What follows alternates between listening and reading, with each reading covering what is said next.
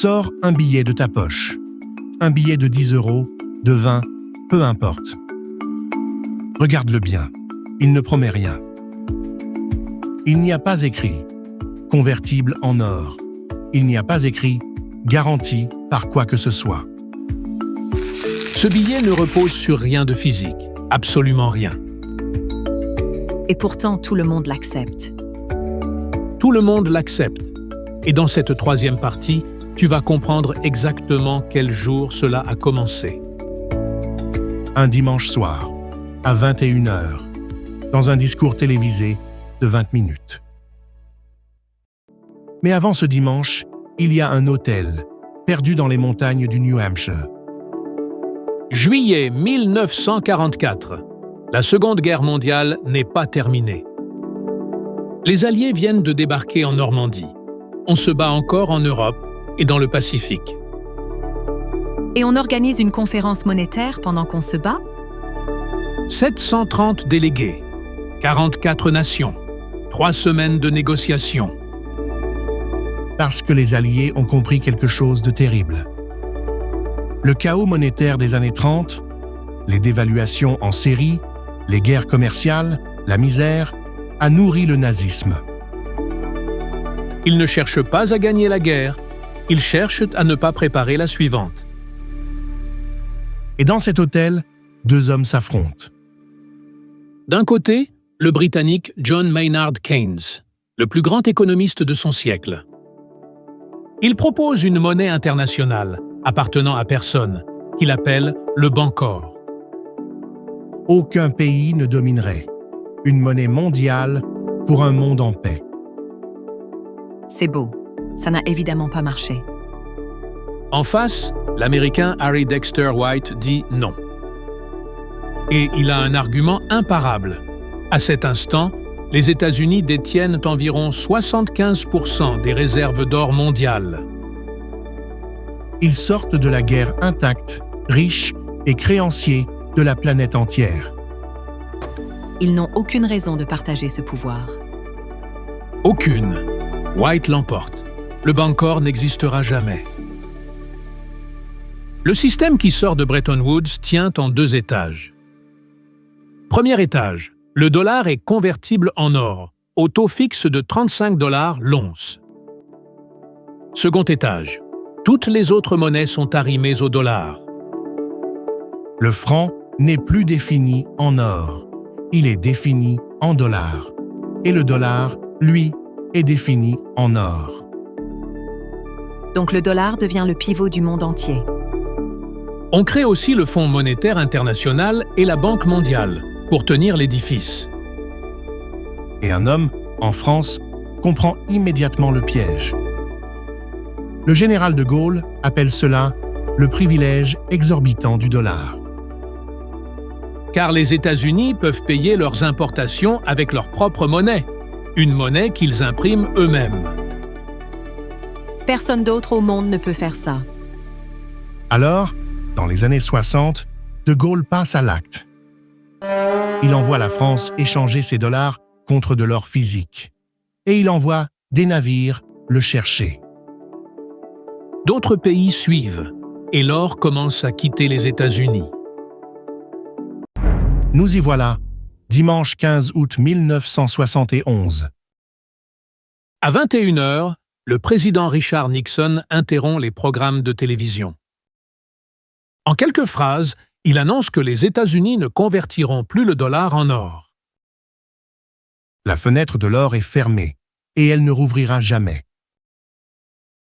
Pourquoi un dimanche soir?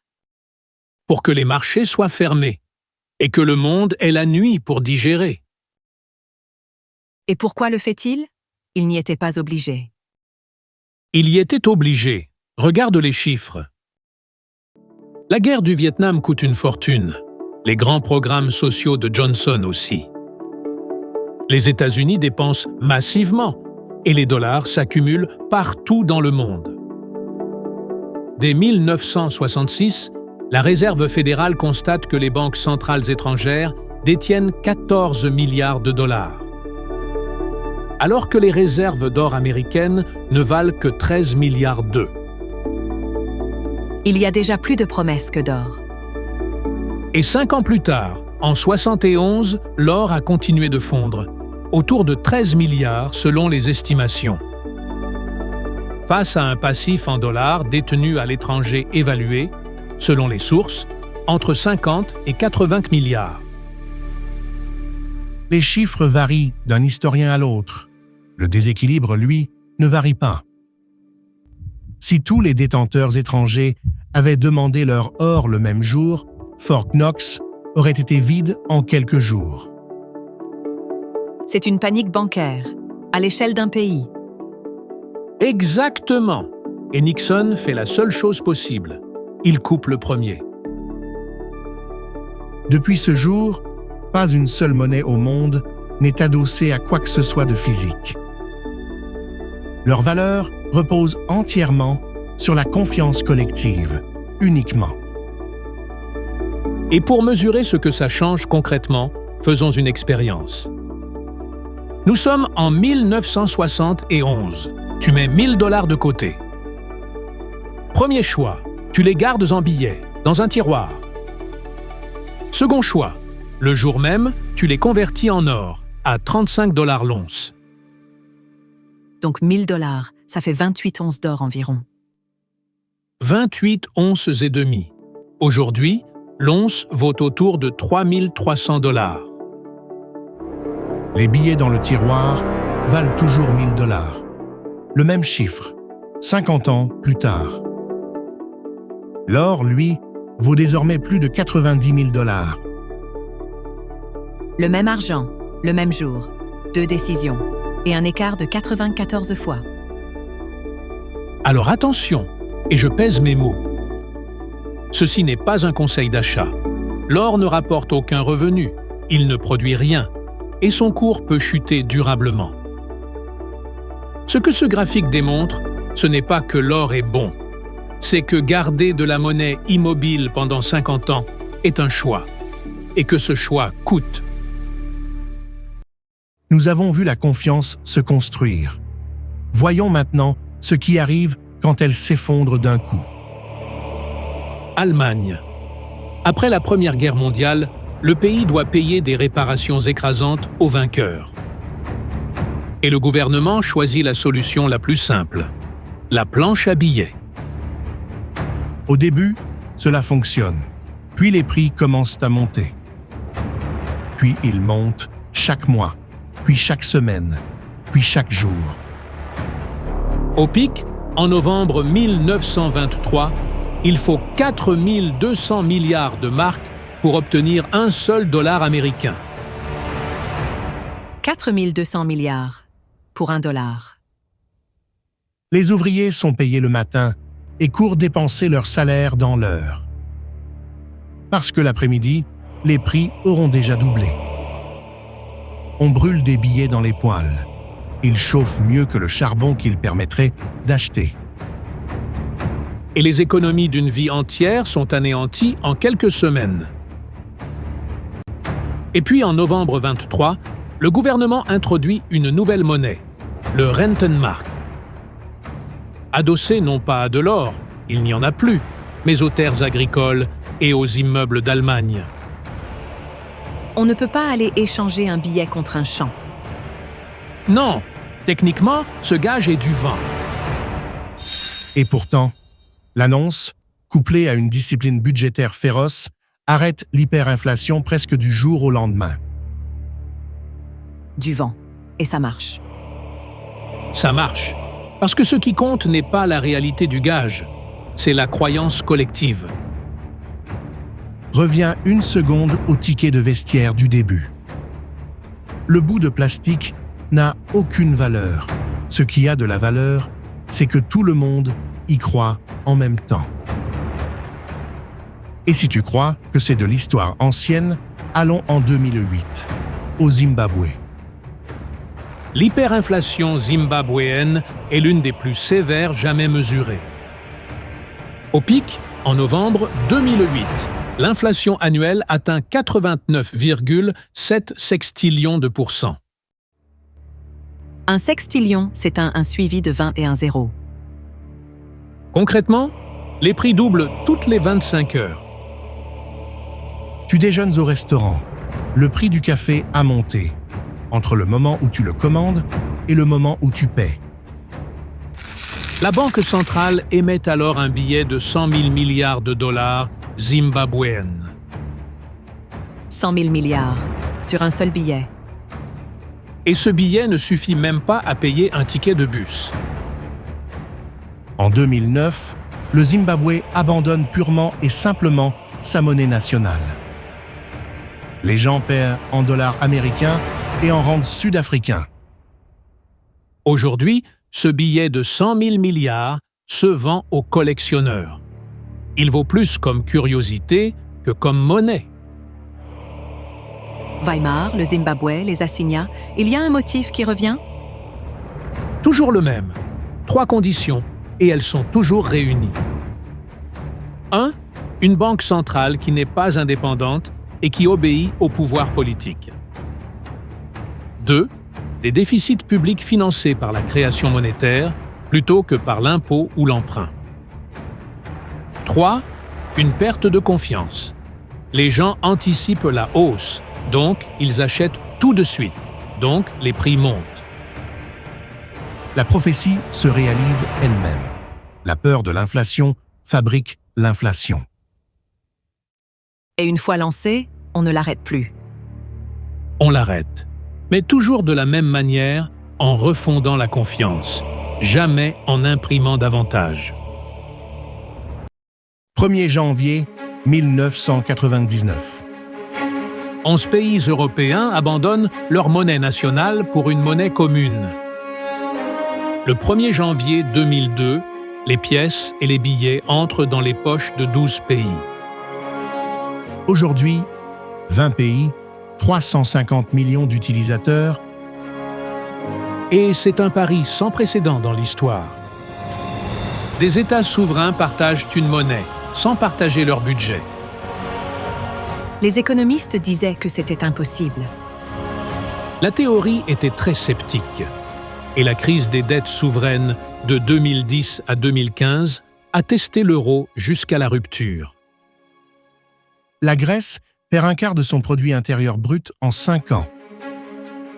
Les marchés parient sur l'éclatement de la zone euro. On parle d'un compte à rebours. Et en juillet 2012, le président de la Banque centrale européenne, Mario Draghi, prononce 3 mots. Quoi qu'il en coûte, whatever it takes. Il ne dépense pas 1 euro, il ne signe rien, il parle. Et les marchés se calment. 3 mots contre des milliards. La monnaie fonctionne par la confiance. Et la confiance, parfois, tient dans une seule phrase. 31 octobre 2008. Le monde financier est à terre. Lehman Brothers vient de tomber. Les États renflouent les banques avec l'argent des contribuables. Et la confiance dans les institutions financières est au plus bas depuis 1929. Ce jour-là, une personne ou un groupe publie un document de 9 pages sous le pseudonyme de Satoshi Nakamoto. Le titre « Bitcoin, un système de paiement électronique de pair à pair ». Et personne ne sait toujours qui c'est. Personne. Sa proposition tient en une phrase. Une monnaie sans État, sans banque centrale, sans intermédiaire de confiance. La confiance n'est plus donnée à un roi, ni à une banque. Elle est remplacée par des mathématiques. Mais un fichier numérique se copie à l'infini. Comment une monnaie peut-elle être rare si elle est numérique? C'est exactement le problème que Bitcoin résout, et c'est sa seule véritable innovation. Un registre public, la blockchain, recopié en permanence sur des milliers d'ordinateurs à travers le monde. Chaque transaction y est inscrite pour toujours. Personne ne peut la modifier seul. Et le protocole fixe une limite absolue. Il n'y aura jamais plus de 20 et 1 million de bitcoins. La rareté n'est plus géologique. Elle est écrite dans le code. Crésus tirait sa garantie d'un fleuve. Bitcoin tire la sienne d'une règle mathématique. Et je dois être clair parce que c'est un point d'éducation financière, pas de spéculation. Bitcoin est extrêmement volatile. Il a perdu plus de la moitié de sa valeur à plusieurs reprises. Ce n'est pas une recommandation d'achat. C'est un objet historique qu'il faut comprendre. Et Bitcoin a ouvert une porte. D'autres s'y sont engouffrés. Les stablecoins, des jetons numériques adossés à une monnaie classique, pour combiner la fluidité et la stabilité.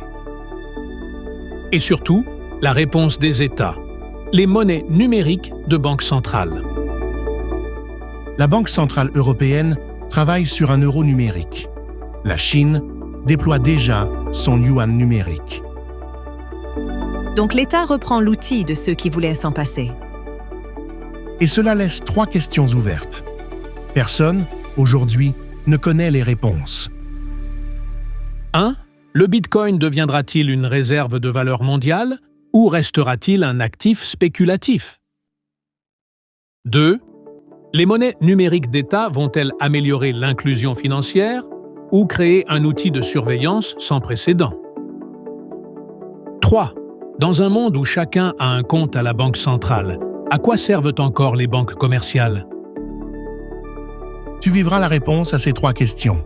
Pas moi, toi. Tu viens de traverser 5000 ans.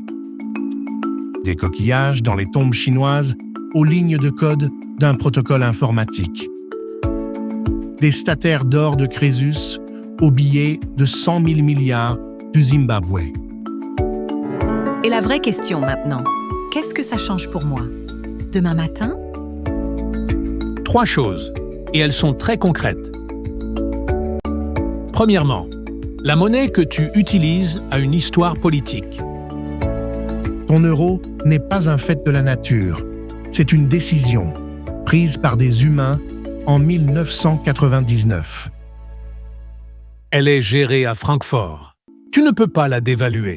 Tu ne peux pas l'imprimer. Comprendre ça, c'est comprendre pourquoi les taux d'intérêt bougent et pourquoi l'inflation revient. Deuxièmement, ton épargne est une forme de confiance différée. Quand tu épargnes, tu paries que les euros mis de côté aujourd'hui vaudront encore quelque chose dans 10 ans. Et toute l'histoire que tu viens d'entendre te dit que ce pari n'a rien d'automatique. Les porteurs d'assignats, en 1796, l'ont appris. Les épargnants allemands, en 1923, l'ont appris. Les Zimbabwéens, en 2009, l'ont appris.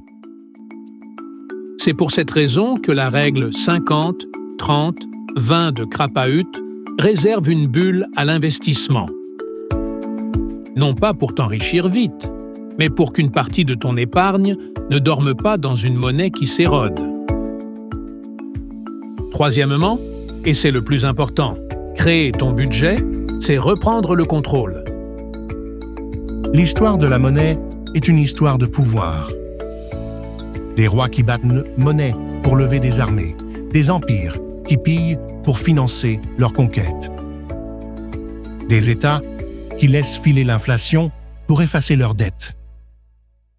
Face à des forces pareilles, qu'est-ce que je pèse? Tu pèses une décision, la seule qui t'appartienne entièrement. Décidez, toi, comment tes ressources sont réparties. Quelle part va au nécessaire? Quelle part va au plaisir? Quelle part va à l'avenir? C'est l'acte le plus souverain qui soit, et personne ne peut te le prendre. La monnaie est une promesse collective. Ton budget est ta promesse personnelle. L'une sans l'autre ne tient pas. La prochaine fois que tu tiens un billet de 50 € dans la main, tu sais que tu tiens 2700 ans d'histoire humaine. De guerre, de confiance, de trahison et de reconstruction. Une promesse que des millions d'inconnus ont décidé de tenir ensemble. Honore-la en l'utilisant avec intelligence. Et maintenant, à toi de jouer. tu comprends la monnaie. Il est temps de maîtriser la tienne. Crée ton budget avec Crapahut.